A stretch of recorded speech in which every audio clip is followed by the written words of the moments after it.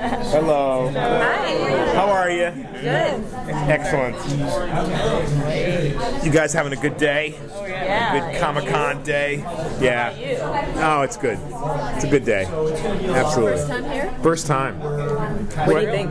Oh man, it's a madhouse. You got a couple shows going on too. Yes, I do. Yeah, I'm committed to doing the Comic-Con for this one, but yes, I know that Once Upon a Time is here, and I know that Breaking Bad is here. We're all having a good time. I'm blessed to have been on both of those shows this year. So speaking of Breaking Bad, this was quite a departure from your role on that show.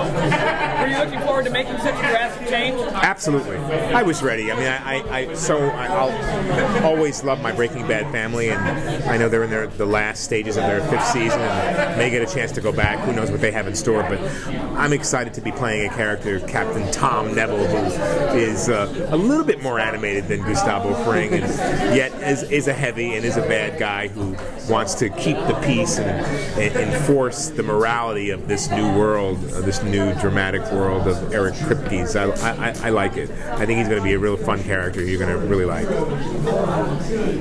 I'd like to hate him. You might like to hate him, but you might love him a little more after you see a few episodes, because you might see things that he does that are actually for good, even though they seem like they're not.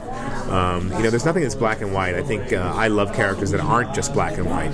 That you sort of see them in one light, but then you realize, oh, he did that because of this, and that's really going to help someone. That's really going to help save someone from either pain or sorrow or whatever it is. So I like guys who might be looked at as completely bad, but who have more of a heart underneath it that you don't really see to begin with. So that's a character. That's someone who's more complicated and not just cut and dried. And I think that Neville is that guy. He's doing something for a noble reason. Yeah. Are we going to get to see those shades of gray early on, or is that going to really play out over the season? I believe you're going to start to see it early on. Okay. I believe you're going to start to see it very, very soon, and you're going to understand that it might not make you feel like he's a good guy, but you certainly will feel like, oh, he's something more than just your cookie-cutter bad guy. And I think he's very intelligent, very knowledgeable, and he's lived a great life. I think this is part of his dream. He's an insurance adjuster, which gives him the ability to read people very well and tell whether or not they're telling the truth or not. And I think when he is not being told the truth, he doesn't like it. And so he, in a way, that's upstanding, and he wants honesty. He wants truthfulness when he asks you something. And if you don't tell him what that truth is, he has the ability to hurt you. But I don't think he was always that way. I think he's a guy who was basically an intellectual, smart guy who probably was a little bit of a physical weakling as a kid. Then he had this opportunity when the power went out who was tapped into the Monroe Republic and had the opportunity to build this other side of himself. I think he's probably surprised himself that he may like what he does now much better than he did before, because now he is in a position of power and leading men, and he is the guy who has to pull the trigger when someone's stepping out of line. But he's also doing it for a reason that's trying to build this new society. And whether or not the boss he works for, the Monroe Republic, is good or not, we don't know. We'll have to find that out. But I know that as far as Neville's concerned, my feeling right now is he's doing it for a very good reason. That's to have people start to care more for each other and take care of each other a little bit more. But someone has to keep the peace.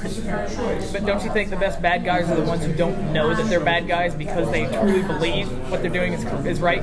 Absolutely. I would have to go with that. I think that Tom Neville really believes what he's doing is noble, and that he is guiding the way to teach people how to return to a simpler way of living. And they have to figure out how to do that and do it well. And people in our world of revolution don't necessarily want to do it that way. And he also is coupled with another task, and the other task is to find out what happened to the power. What happened that day when the power went out? And we know that there is power. It exists somewhere. And so he's been entrusted to find that power. And I think he knows he's going to get close to finding it. And if he does, then he and the Monroe Republic, specifically Sebastian Monroe, could rule the world and take over everything. Whether that's for good or bad, we don't yet know. How do you feel about the physicality of the role? I mean, you're shooting, you're horseback riding, you're doing something different potentially. Well, like some of that from Once Upon a Time, but do you like that aspect of it? I really do. I love the idea and the fact that this guy rides a horse and rides it well. I love that. I've always wanted to be in a Western. I've always wanted to, be someone who has, 2 6 guns on my hip. In this case, it's a Desert Eagle that's, sidearm.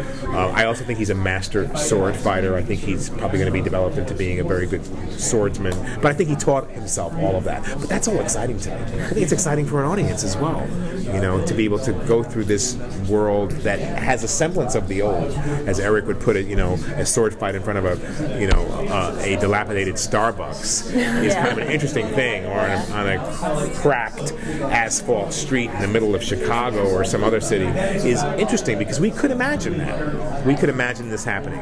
And I think that in this world, it's going to have us look at ourselves in a different way and have us investigate our values and ask ourselves, are we survivors? Would we actually survive? Would I survive? Would I be one of the strong ones? And would I help someone else survive as well? You get a question? How was it working with JJ and Favreau?